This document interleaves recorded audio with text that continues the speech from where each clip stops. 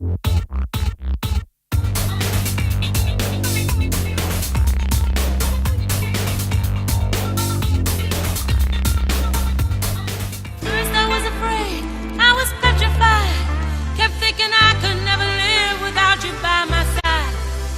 I spent so many nights thinking how you did me wrong, and I grew strong, and I learned how to get along, and so you're back from outer space. I just walked in to find you here with that sad look upon your face. Weren't you the one who tried to hurt me with goodbye? You think I'd crumble? You think I'd lay down and die? Oh no, not I will survive. I actually used to show that piece of film at the start of every single presentation I gave in 2000, 2001, 2002, when everyone was saying the internet was dead. And every single day, more people are adopting the internet and using it more.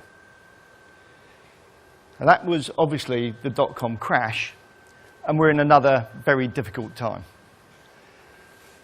People questioning the effectiveness of marketing, actually saying advertising within marketing doesn't really work anymore, that the problem is digital, and agencies, well, they're somewhat vaguely irrelevant, down to downright corrupt. And that's not just Nigel, that's just a general view. Nigel's actually one of our clients. My contention, and I'm going to fly over the next 20 minutes with a viewpoint, and my viewpoint actually is that marketing is working brilliantly for some companies. Advertising is working exceptionally well for some companies. Digital is still fundamentally misunderstood and seen far, far too often as a channel, and quite a narrow channel, especially in strategy development. And the kind of services and solutions that agencies will deliver will be more measurably important to the outcomes and to the business performance of their clients. The one issue with agencies is that they have absolutely no God-given right to be delivering those services. It all depends on the capabilities and the organization to deliver them. The one advantage of being as old as I am is that we've been here before. Over the last 25 years of internet development and the growth of digital, both marketing agencies, digital, advertising, everything's been written off a number of times, but somehow it keeps bouncing back. However, there is a major problem. And the major problem is this utter atomization of the supply side of the media environment and the marketing environment. And there is a problem. And of course, throughout there are obviously bad actors, and they're quite difficult to spot. Now, agencies, clients all together have a responsibility to make some sense of this, understand it, and manage it properly. But that needs to be done together. And if you choose a different DMP and a different programmatic solution and a different social media and a different mobile and a different media agency, it just exacerbates that issue. And when you build in the speed of change, it makes it incredibly difficult to navigate. And what happens, and what has continued to happen over 25 years, is that people overestimate the short-term impacts and underestimate the long-term implications. And people still overestimate the good things when people think it's going well, for every Second Life and every new DMP. But when things go badly, people overestimate that as well. And yet, a real understanding of the implications of what has happened in digital remains resiliently ignored by a lot of people.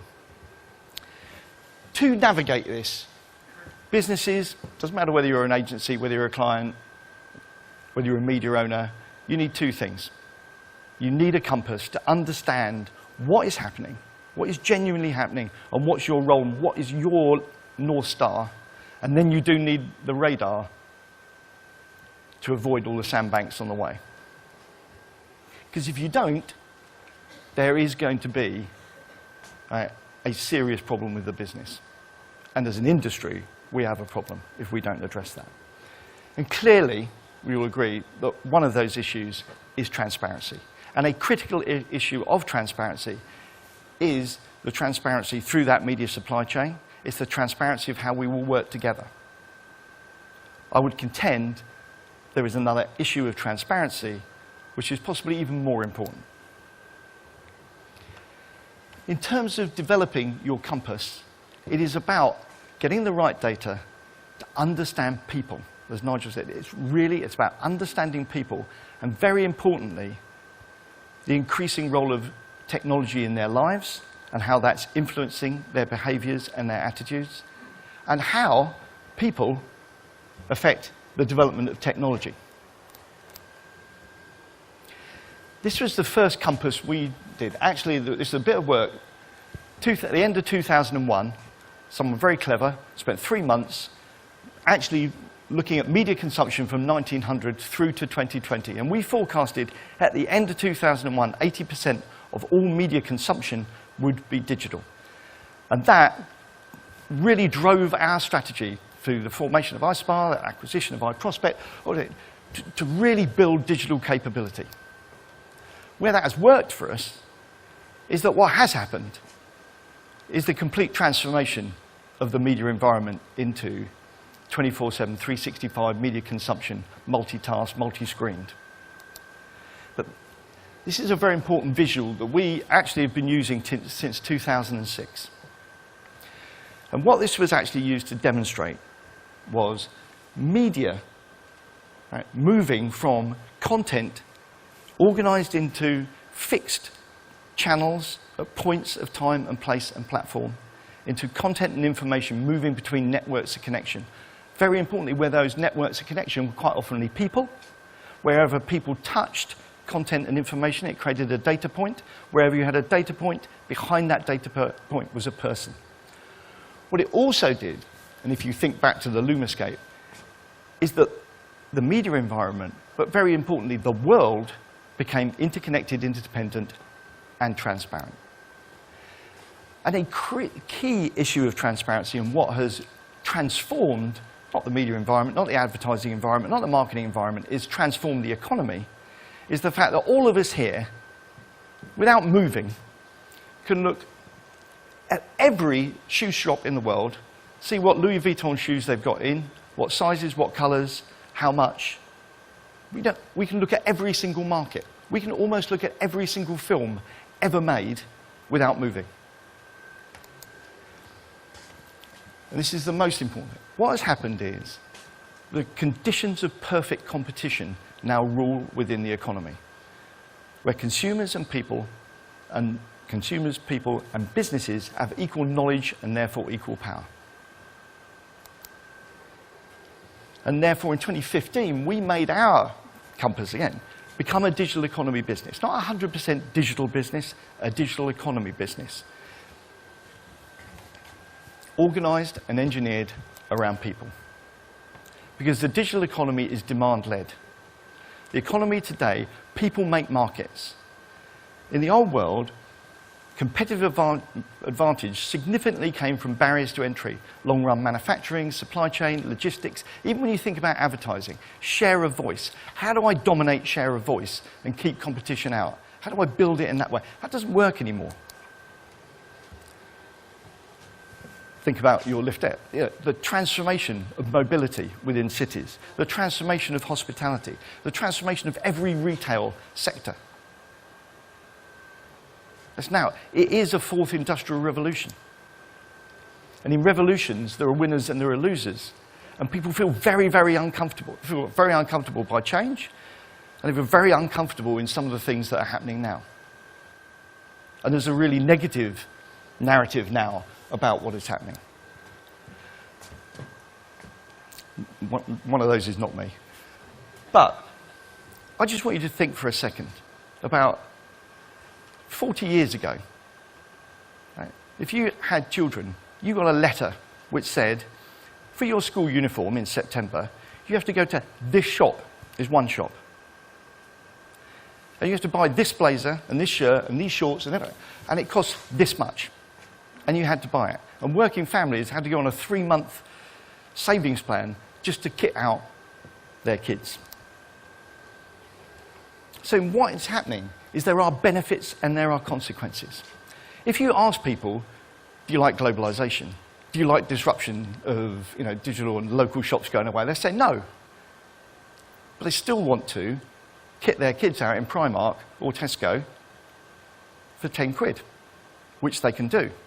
1 billion people in the last 25 years have been taken out of poverty by what's happened by globalization and convergence. They just don't happen to be here. They just don't happen to be in the US. They happen to be in the developing world.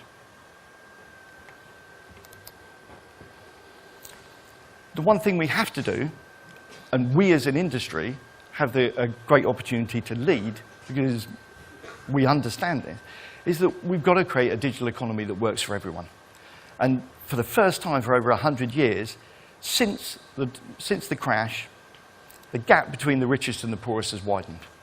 And the digital economy has been brilliant at generating wealth and terrible at spreading prosperity. And we need to address that. And the platforms, they're not just great media companies or big technology companies. They dominate the economy. And this sector will continue to grow in its dominance of that economy. Right at the point when we are facing with the next wave of technology. And of course, everyone right now is on the back foot going, AI will have no jobs. What are we all going to do? Well, the issue is we'll have different jobs. I've got an 18-year-old and a 16-year-old. They're highly likely in 10 years to have a job that doesn't even exist at the moment. AL, artificial light, right? As opposed to AI. If you just think about that, it's 150 years. Think of the consequences. Think of the benefits. Think of the things that have happened that were completely not foreseen. Because the thing we talked about earlier, we won't really understand what is happening.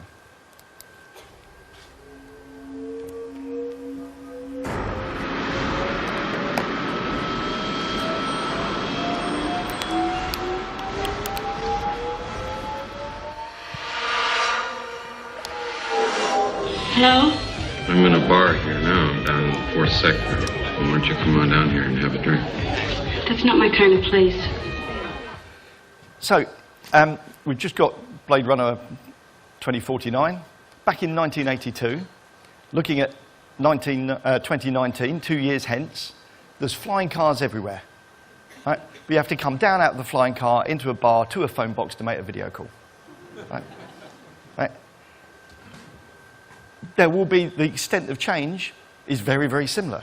It's just different.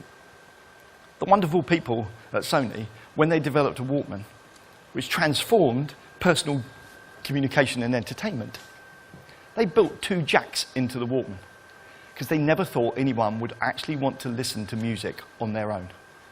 And here's a bit of early advertising. Imagine how difficult that is actually to do. Right? It will be different. What is absolutely certain is that over the last 25 years, what people think about, what they consume, what they spend their money on, what they care about, has dramatically changed and will continue to dramatically change. And in that context, marketing does work. It works very differently and in different ways. And the critical thing, when we talk about brands, is the context in which brands operate has changed. Our vision over the best part of a decade has been innovating, started off as reinventing and innovating the way that brands are built. Explicitly, implicitly about our clients' brands. But actually the fact they need to do things differently to do them better, and we need to provide different services to help them do that. I think there is someone from Ehrenberg Bass here that just recently issued a new report about our big brands dying. Quite negative about digital. Overly targeted new digital, unproven reachabilities, too much low-quality advertising. I think we probably all agree with that. Overestimated value of targeting. Hold that thought for a second. Hold the other thought that I think is in 1994. Heinz decided we're moving away, in the UK, moving away from above-the-line advertising, and we're going to put all our money into direct marketing. I think what we'll find is, for the first quarter, nothing happened. One of our clients in the US, Clorox, diving into digital. So what is the difference? And this is a fabulously insightful quote. Right? Media usage is not the same as media effectiveness. Yeah, but media effectiveness in media that people aren't watching isn't much good either. The issue is, and I'm going to echo Nigel here, people are looking in the wrong direction. The right direction is people, and do you understand them? And the secret to marketing, the source code, have you got the right data to understand your customers? Do you understand your customers? Do you know who they are? Do you know who your potential consumers are? Do you know how people's behavior is changing? What are new potential markets? What are unmet needs?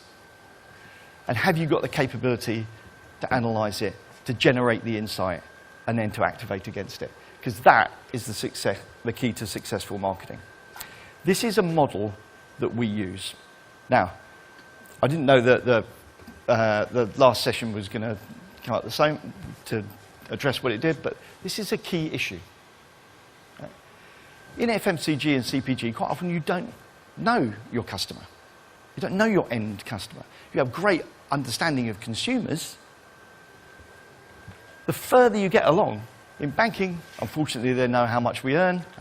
When you get to telcos, they know so much about our behavior. They know exactly. They know within 95% certainty whether we're going to get diabetes or not, by how many fast food restaurants we go. Now, get right over the end in terms of, say, the gaming industry.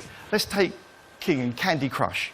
Right now, they can dynamically create a segment of the 1,742 people who've been on level 47 for the last 15 minutes. They can serve them an ad in-app with an offer that gets them a cheat off. 15 minutes later, that segment's gone and gone forever. They're not worried about transparency or effectiveness of digital, right? But that's up at that. The critical thing is, what first-party data have I got? Do I know my customer? Can I close loop that with my media buyer? If I do, I then have much, much less issues around viewability, around fraud. It's very, very difficult to impersonate a human. It's much more easy to impersonate a bot. So investing in lots and lots of DMPs that have lots and lots of device, IDs, cookies, but you can't trace back to an actual real customer, actually means you're somewhat going into digital marketing blind. In the same way that Heinz went into direct marketing blind, because they didn't know their customer was, so they went to direct. But how would you do that? So down here, maybe digital media is overly targeted, but it's not there. Targeting's brilliant if you know who you're targeting. And then I just want to echo Nigel again. It doesn't mean it's going to all be the algorithm. Because in the end, last time I checked, people were human, and they had hearts, and they had emotions, and they laughed and cried. And that impacted not only what they thought about things, but what they buy. And actually, the critical thing for us is, how do I connect brands with people's passions? Now, my contention is, the more I know about somebody, the more accurately I can actually connect to their passion. I like football, of course, but I like Chelsea. But I actually have a 16-year-old and an 18-year-old, and we go to Chelsea together. And we also like a number of the albums that Nigel showed. The more I know about me, the more I can connect accurately to my passion. But the more as an advertiser I can be addressable and I can be personalized, boy, and I think Paddy mentioned that, the advertising better be good. And craft does matter. And this is where agencies can come in. Because actually great creativity, great advertising really does matter. It really makes a difference. If you talk to Google, you talk to Facebook, what are the biggest determinants of effectiveness is actually the creativity. The issue again is, it's different. Now, we have 50 of our best creatives with a number of clients on the West Coast right now, actually it's true, this week, in a long-term program, trying to work out how to create creativity for a new world. Because it's hard, because it's different. Funnily enough, it's actually called Craft Matters. But craft does matter, and innovation is critical. And we have to work out, how do we harness AI and machine learning to deliver better targeting, more personalized, more addressable advertising that isn't subject to fraud, that doesn't advertise on the wrong website. We need to understand creativity in its form and its function, and that it works, and that it really resonates with real people. We need to see how we can drive to those business outcomes, because it's absolutely right. It is not about outputs, it's about outcomes. And then we've got to be where people are, because increasingly, they want what they want, where they want it, through their phone. So making marketing work is about, have you got the right data with the right skills and capabilities and craft, and are you innovating? Because that will drive insight, and what we as an agency have to do, what the agency perspective is on it, what we have to, if we're irrelevant if we're not bringing the right insight and we're not driving business performance.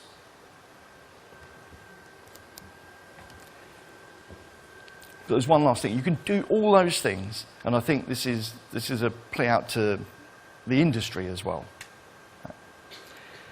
If you don't want to be the frog, you've got to really lean into change. And again, I think Nigel talked about this in a minute ago. As you know, put a frog into cold water, if you put the pan onto heat, and it doesn't recognize the changing environment, water boils and it dies. If you throw a frog into boiling water, it leaps out. We absolutely have to lean into that change. If you're not a startup, you are a turnaround. It's that speed, it's that energy. It's actually the ability to break things, look forward. And I started with an image from a long time ago that I always use. I've used this image in every presentation since 2008 to finish it. Because the extent of change that's happening requires real bravery. And the thing is, it's not only bravery, it's commitment. Because if he looks down there and thinks, that looks scary, and if I fall off, I'm going to really hurt myself, the certainty is he will.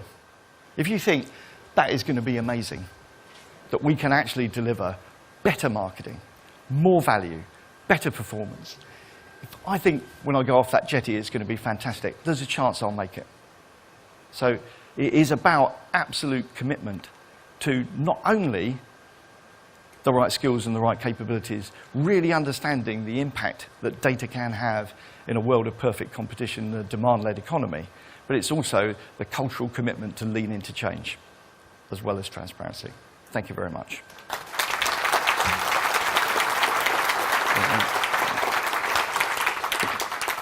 Thank you, Nigel. We are on a slightly tight time, but stay where you are for 1 second. I would just like to pick up on one thing, fascinating and very upbeat presentation.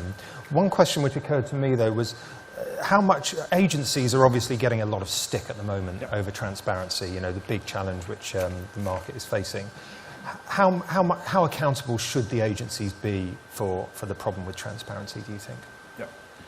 Agencies absolutely have to be accountable. In the end, trust comes from one thing. It's actually doing what you said you were going to do. Right? So we absolutely have to have a partnership with our clients. We'd be completely open and completely transparent.